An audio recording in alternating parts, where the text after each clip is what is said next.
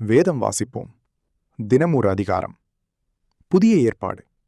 யோவான் எழுதின சுவிசேஷம். அதிகாரம் 13.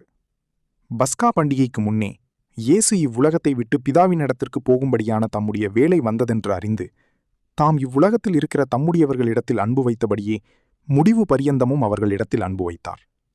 சீமோனின் குமாரனாகிய யூதாஸ்காரியோத்து அவரை காட்டிக் கொடுக்கும்படி பிசாசானவன் அவன் இருதயத்தை தூண்டின பின்பு அவர்கள் போஜனம் பண்ணி கொண்டிருக்கையில் தம்முடைய கையில் பிதா எல்லாவற்றையும் ஒப்புக் கொடுத்தார் என்பதையும் தாம் தேவனிடத்திலிருந்து வந்ததையும் தேவனிடத்திற்கு போகிறதையும் இயேசு அறிந்து போஜனத்தை விட்டெழுந்து வஸ்திரங்களை கழற்றி வைத்து ஒரு சீலையை எடுத்து அறையிலே கட்டிக்கொண்டு பின்பு பாத்திரத்தில் தண்ணீரை வார்த்து சீஷருடைய கால்களை கழுவவும் தாம் கட்டிக்கொண்டிருந்த சீலையினால் துடைக்கவும் தொடங்கினார்.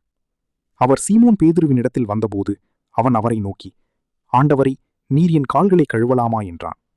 இயேசு அவனுக்கு பிரதியுத்தரமாக, நான் செய்கிறது இன்னதென்று இப்பொழுது நீ அறியாய், இனிமேல் அறிவாய் என்றார். பேதுரு அவரை நோக்கி, நீர் ஒரு காலும் என் கால்களை கழுவப்படாது என்றான். இயேசு அவனுக்கு பிரதியுத்தரமாக, நான் உன்னை கழுவாவிட்டால் என்னிடத்தில் உனக்கு பங்கில்லை என்றார். அதற்கு சீமோன் பேதுரு, ஆண்டவரை, என் கால்களை மாத்திரமல்ல, என் கைகளையும் என் தலையையும் கூட கழுவ வேண்டும் என்றான். இயேசு அவனை நோக்கி, முழுகினவன் தன் கால்களை மாத்திரம் கழுவ வேண்டியதாயிருக்கும், மற்றபடி அவன் முழுவதும் சுத்தமாயிருக்கிறான். நீங்கள் சுத்தமாயிருக்கிறீர்கள், ஆகிலும் எல்லாரும் அல்ல என்றார். தம்மை காட்டிக் கொடுக்கிறவனை அவர் அறிந்திருந்தபடியினால் நீங்கள் எல்லாரும் சுத்தமுள்ளவர்கள் அல்ல.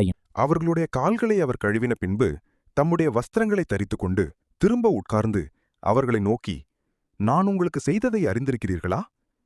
நீங்கள் என்னை போதகர் என்றும் ஆண்டவர் என்றும் சொல்லுகிறீர்கள். நீங்கள் சொல்லுகிறது சரியே, நான் அவர்தான். ஆண்டவரும் போதகருமாகிய நானே உங்கள் கால்களை கழுவினதுண்டானால் நீங்களும் ஒருவருடைய கால்களை ஒருவர் கழுவ கடவீர்கள். நான் உங்களுக்கு செய்தது போல நீங்களும் செய்யும்படி உங்களுக்கு மாதிரியை காண்பித்தேன். மெய்யாகவே மெய்யாகவே நான் உங்களுக்கு சொல்லுகிறேன், ஊழியக்காரன் தன் எஜமானிலும் பெரியவன் அல்ல, அனுப்பப்பட்டவன் தன்னை அனுப்பினவரிலும் பெரியவன் அல்ல. நீங்கள் இவைகளை அறிந்திருக்கிறபடியினால் இவைகளை செய்வீர்களானால் பாக்கியவான்களாயிருப்பீர்கள். உங்கள் எல்லாரையும் குறித்து நான் பேசவில்லை, நான் தெரிந்து கொண்டவர்களை அறிவேன். ஆகிலும் வேதவாக்கியம் நிறைவேறத்தக்கதாக என்னுடனே அப்பம் புசிக்கிறவன் என்மேல் தன் குதிகாலை தூக்கினான்.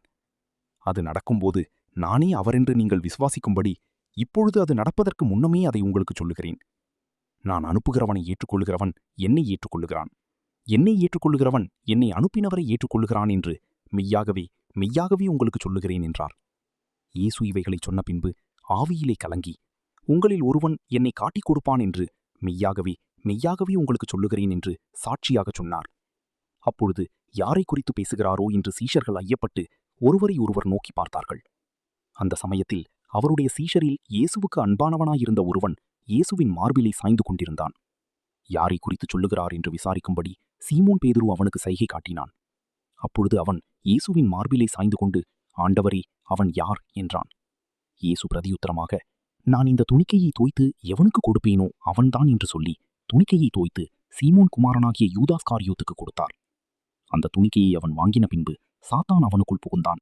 அப்பொழுது இயேசு அவனை நோக்கி, நீ செய்கிறதை சீக்கிரமாய் செய் என்றார்.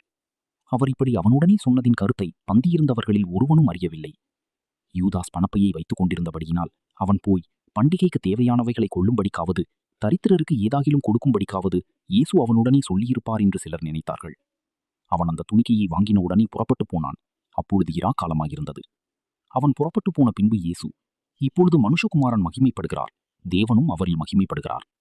தேவன் அவரில் மகிமைப்பட்டிருந்தால் தேவன் அவரை தம்மில் மகிமைப்படுத்துவார், சீக்கிரமாய் அவரை மகிமைப்படுத்துவார். பிள்ளைகளே, இன்னும் கொஞ்ச காலம் நான் உங்களுடனே கூட இருப்பேன். நீங்கள் என்னை தேடுவீர்கள். ஆனாலும் நான் போகிற இடத்துக்கு நீங்கள் வரக்கூடாதென்று நான் யூதரோடே சொன்னது போல இப்பொழுது உங்களோடும் சொல்லுகிறேன். நீங்கள் ஒருவரிலொருவர் அன்பாயிருங்கள்.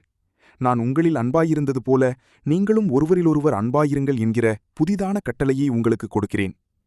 நீங்கள் ஒருவரிலொருவர் அன்புள்ளவர்களாயிருந்தால் அதனால் நீங்கள் என்னுடைய சீஷர்கள் என்று எல்லாரும் அறிந்து கொள்வார்கள் என்றார். சீமோன் பேதுரு அவரை நோக்கி, ஆண்டவரே, நீர் எங்கே போகிறீர் என்றான். இயேசு அவனுக்கு பிரதியுத்தரமாக, நான் போகிற இடத்துக்கு இப்பொழுது நீ என் பின்னே வரக்கூடாது, பிற்பாடு என் பின்னே வருவாய் என்றார். பேதுரு அவரை நோக்கி, ஆண்டவரே, நான் இப்பொழுது உமக்கு பின்னே ஏன் வரக்கூடாது? உமக்காக என் ஜீவனையும் கொடுப்பேன் என்றான். இயேசு அவனுக்கு பிரதியுத்தரமாக, எனக்காக உன் ஜீவனை கொடுப்பாயோ? சேவல் கூவுகிறதற்கு முன்னே நீ என்னை 3 தரம் மறுதலிப்பாய் என்று மெய்யாகவே மெய்யாகவே உனக்கு சொல்லுகிறேன் என்றார். ஆமீன். கர்த்தருடைய ஆசீர்வாதம் உங்கள் மேல் இருப்பதாக. ஆமீன். ஆமீன்.